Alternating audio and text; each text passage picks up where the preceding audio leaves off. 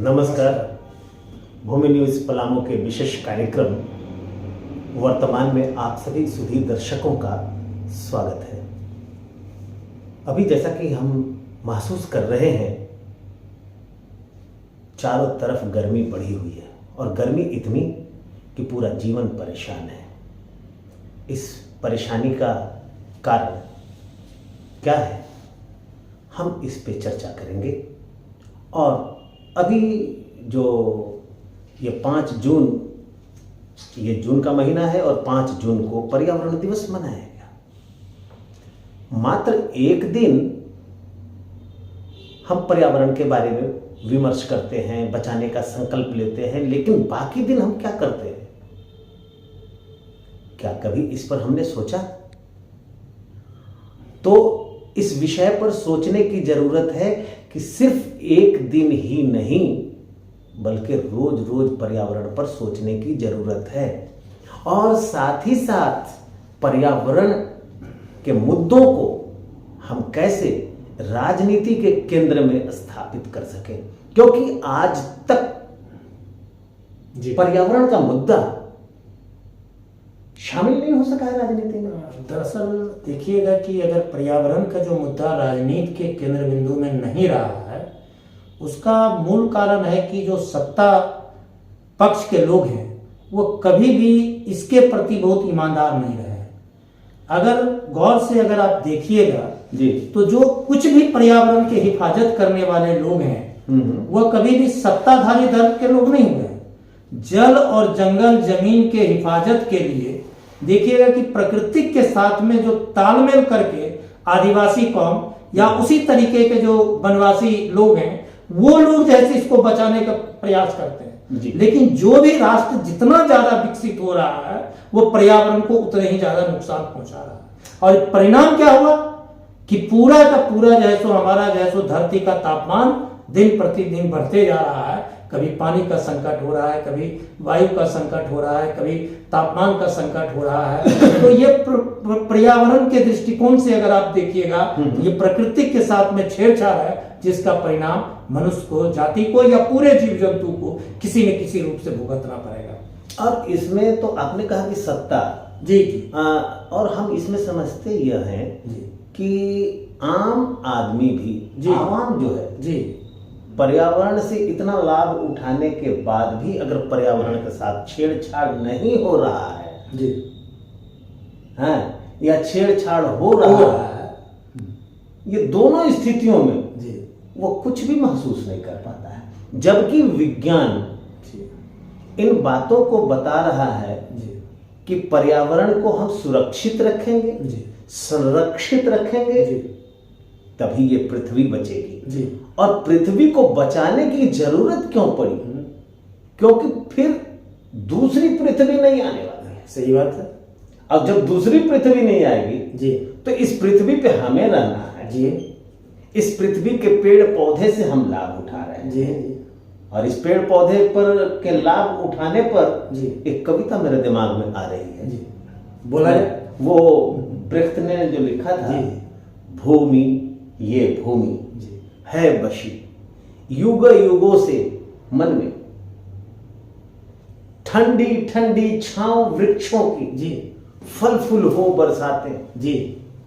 अब ये वृक्ष के महत्व को बताते हुए जब यह अंत में कहता है, कहां गए वो वृक्ष धरा से जीवन रसो कहां है जी, और वृक्ष कट रहे हैं तो कहता है कि पत्ता पत्ता रोता। सही बात है। अब ऐसी स्थिति में अगर साहित्य बता रहा है, विज्ञान बता रहा है, फिर भी आम जनता सवाल लेकर यह नहीं आ पाती है कि पर्यावरण को बचाया जाए, कैसे बचाया जाए। उनका सवाल आज के दिन सिर्फ और सिर्फ होता है 5 किलो अनाज। देखिए आप ये सही बात बोले कि ये 5 किलो अनाज की संस्कृति ने हमारे बहुत से मूल्यों को बर्बाद कर दिया। बुनियादी जरूरतों को बर्बाद कर दिया। अब देखिए कि पानी का संकट अगर पूरे विश्व के अंदर होते जा रहा है तो लोग उसके अस्थायी समाधान की तरफ नहीं बढ़ रहे हैं। अब वो कहते हैं कि म्युनिसिपैलिटी का काम है कि पानी का सप्लाई करें, वो कहते हैं कि सत्ता का काम है कि पानी का सप्लाई करें, जबकि पानी के बचाने और पानी के रिसोर्स को बनाए रखने का काम जनता से लेकर राज सत्ता तक का है और इसमें सभी लोगों की भागीदारी सुनिश्चित होनी चाहिए। और जब तक सभी लोगों की भागीदारी सुनिश्चित नहीं होगा तब तक हमको लगता है कि पर्यावरण को आप बेहतर ढंग से नहीं बचा सकते हैं। आप देखिएगा जंगल की कटाई धुआंधार तरीके से चल रहा है, बड़े बड़े मल्टीनेशनल कंपनियां, बड़े बड़े जो है सो जंगल के माफिया जंगल को जो है सो अपने मुनाफे के लिए इस काम को कर रहा है, लेकिन वैकल्पिक जंगल लगा नहीं रहे हैं। जबकि अगर आप प्रकृति से जो चीज लेते हैं फिर प्रकृति को अगर आपको उसको देने का काम कीजिएगा तो फिर प्रकृति उसको दोगुना चौगुना पचगुना करके आपको अगले आने वाली पीढ़ी के लिए वो दे देंगे। लेकिन अगर पूरे के पूरे अगर हम लोग अगर देखिएगा कि पर्यावरण के दृष्टिकोण से पढ़ाई बच्चों को जो अंदर करते थे, मोटिवेट करते थे कि आप किस तरीके से प्राकृतिक चक्र को बना के रखिए ताकि जीव जंतु का भी उतना ही महत्वपूर्ण रोल है, जी जी, पेड़ पौधे का भी उतना ही महत्वपूर्ण रोल है।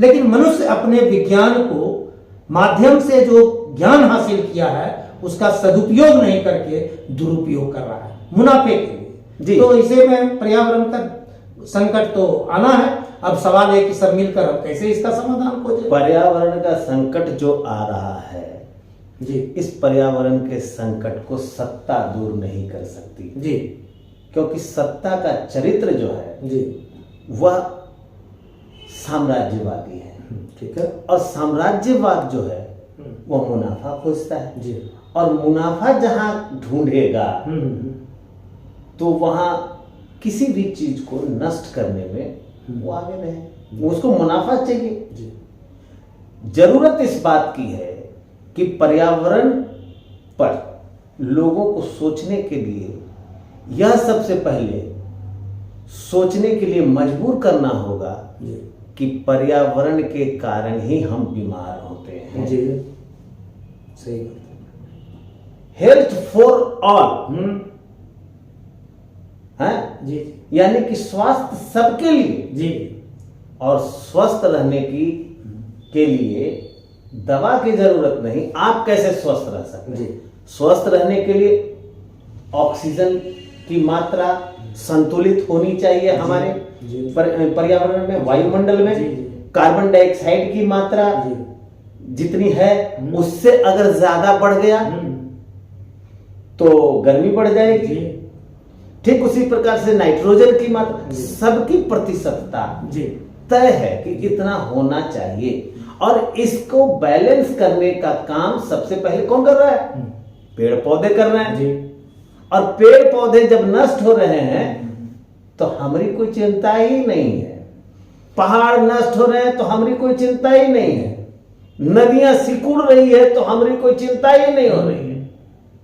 तो आप यह देखें कि जब ये सब होता है तो वायु प्रदूषण होगा, जी, और वायु प्रदूषण से जैसे ही वायु प्रदूषित होगी बारिश होगा, और बारिश जब हो रही है तो बारिश के दौरान जल की बूंदें उसी प्रदूषित वायु से आ रही है, और प्रदूषित वायु से जब आ रही है तो जल प्रदूषण हो गया, और जल वही जल जब जमीन में आया तो मिट्टी प्रदूषण हो गया। सही बात है। एक दूसरे से जुड़ा हुआ है। इन सारी बातों को समझ के अपने जीवन की रक्षा के लिए पर्यावरण को संरक्षित और सुरक्षित बनाने के लिए जागरूक होना और उसे राजनीति के केंद्र में स्थापित करने का काम आम आवाम का है। अगर आप जो अभी ऑक्सीजन, नाइट्रोजन, कार्बन डाइऑक्साइड के बैलेंस की बात बताएं तो देखिएगा कि जो विकसित देश है वो सबसे ज्यादा जो है इसको नुकसान पहुंचा रहा है। जी, अगर आप देखिए कि गर्मी से बचने के लिए हम एयर कंडीशन का विकल्प अगर चुनते हैं कि 5 को पौधा लगाकर विकल्प चुनेंगे, यह प्रवृत्ति लोगों के अंदर जैसे डेवलप होनी चाहिए।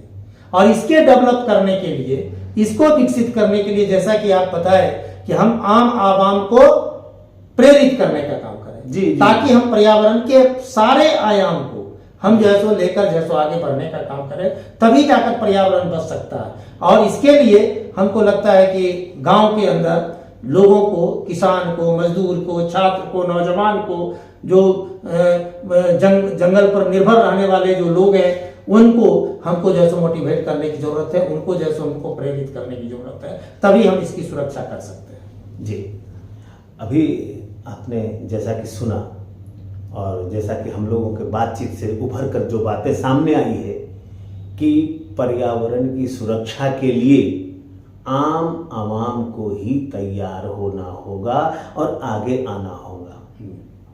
इसी संदेश के साथ आज के लिए बस इतना ही। फिर मुलाकात होगी अगली कड़ी में, तब तक के लिए दीजिए हमें इजाजत। धन्यवाद। लेकिन हाँ, चलते चलते एक आग्रह यह है कि यदि आपने अभी तक भूमि न्यूज पलामू को सब्सक्राइब नहीं किया है तो कृपया सब्सक्राइब कर लिया जाए। अच्छा लगे तो लाइक और शेयर भी किया जाए और अपने महत्वपूर्ण टिप्पणी जरूर दें, ताकि हम उस टिप्पणी के आधार पर हर अगले कड़ी में और बेहतर कार्यक्रम बनाने की हम कोशिश करेंगे। धन्यवाद।